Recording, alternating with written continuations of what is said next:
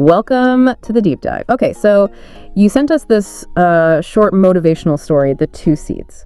And honestly, even though it's aimed at, 10 to 16-year-olds, it really packs a punch about personal growth. It really does, yeah. So our mission today is basically to unpack the core ideas in this little narrative and see what resonates, especially thinking about consistent effort in learning, developing skills, something we talk about a lot. Absolutely. It's quite striking how such a, seemingly simple tale cuts right to the chase, doesn't it?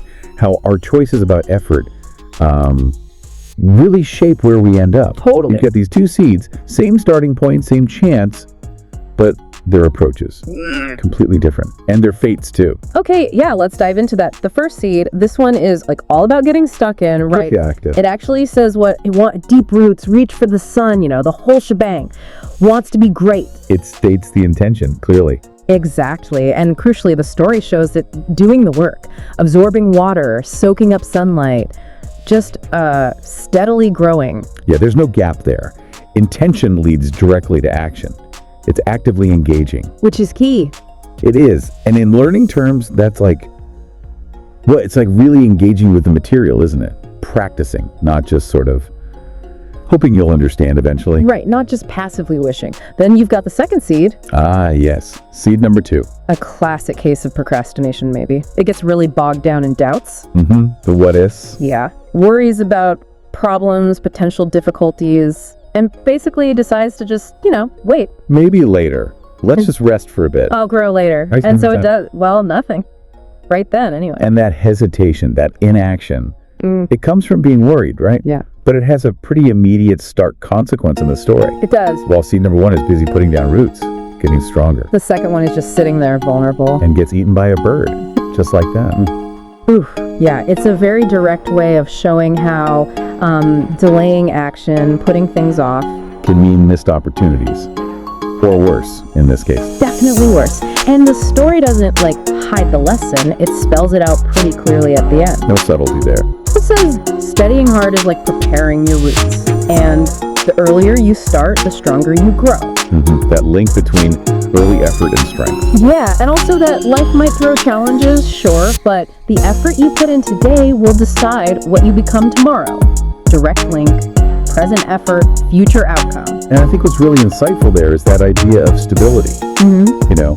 Strong roots, whether literal or metaphorical, they give you that foundation. To weather storms, yeah. Exactly. Yeah. So if you think about, say, pursuing knowledge, actively reading sources, asking questions, really digging in, that's like building those strong roots. Right. It sets you up. You're prepared for maybe more complex stuff later on because you built that base. Precisely. You get a deeper understanding to draw on. It's like actively processing the information, connecting the dots.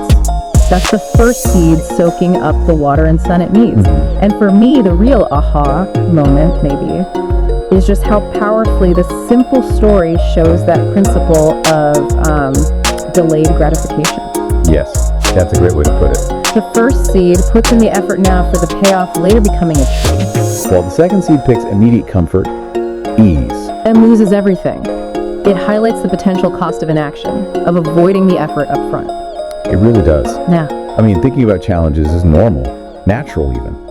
But if that thinking stops you from doing anything, then growth just stalls. Yeah.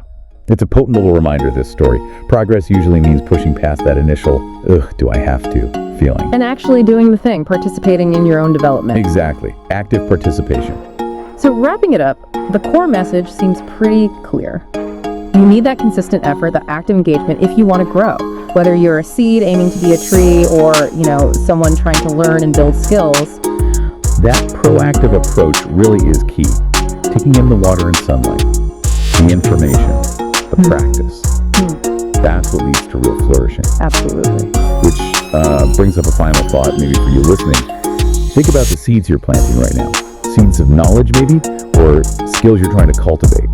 What kind of roots are you actively putting down with your effort, with your dedication? And based on that, what kind of strong, impactful tree do you see yourself becoming because of that work?